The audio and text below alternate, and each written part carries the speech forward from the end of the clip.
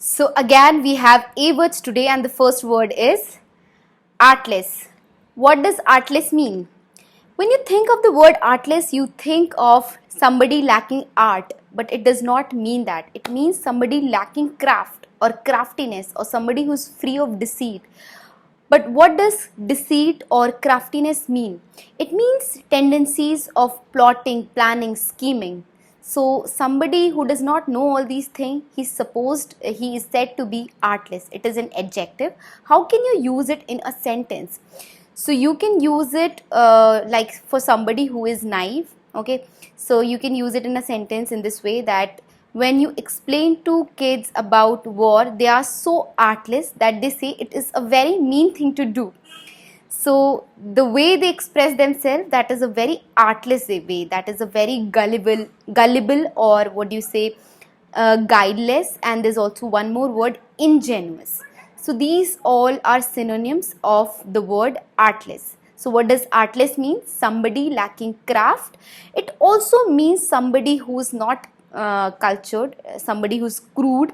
So you can also use it in that way. So it is an adjective, and it means somebody lacking craft or deceit or artifice or artificiality. So this was our first word, artless. Now we have the second word. Our second word is artifact.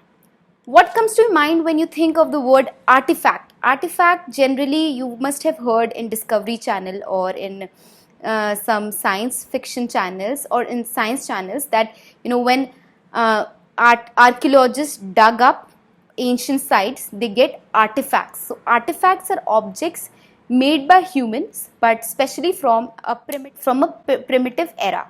So for example, recently, how can you use it in a sentence? You can use it in this way, that recently the archaeologists find out about 500 artifacts from some particular civilization. So that is how you can use it, artifact. But you can also use it in modern context. It means something that's created by humans. So artifact generally means the general or the contextual meaning is objects from a past era or a primitive era. But when you say artifact, you can also say modern artifact. So something that's made by human being is also called an artifact. So you can say the teenager's room was full of modern artifacts. What were the modern artifacts? Twilight books, Justin Bieber posters. So these are all modern artifacts. So this was the second word, artifact. Now let's go to our third word. Our third word is analogous. Now what does analogous mean? It means something which is similar to something else in some particular way. So how can you use it in a sentence?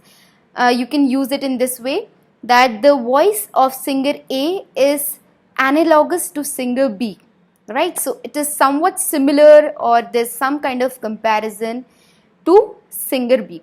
And its synonym is tantamount. Tantamount means something which is equivalent to. So how can you use it in a sentence? What he did is tantamount to murder.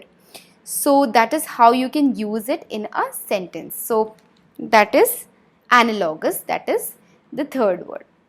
Now we have the fourth word, and the fourth word is anarchy.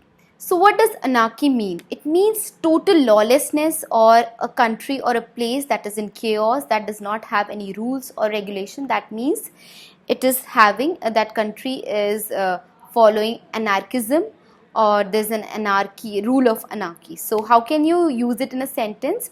You can use it in this way, that after the king died, there was total anarchy in the whole country. So there was total lawlessness or chaos, or there was no government in that particular country. Okay, so this was the fourth word. The fourth word was anarchy. Okay, now we have the fifth word, that is anoint. What comes to your mind when you think of the word anoint? Anoint is derived from the word ointment. Ointment basically means oil.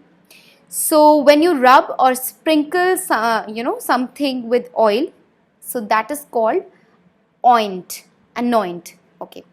So anoint can be used in this way. Okay, anointed her wound. Simply, the girl anointed her wound itself says that, she rubbed her wound with some kind of oil or medicine. So, and it is also used in the context to make context of making something sacred. So when you apply some oil and make something sacred, that is also called anoint.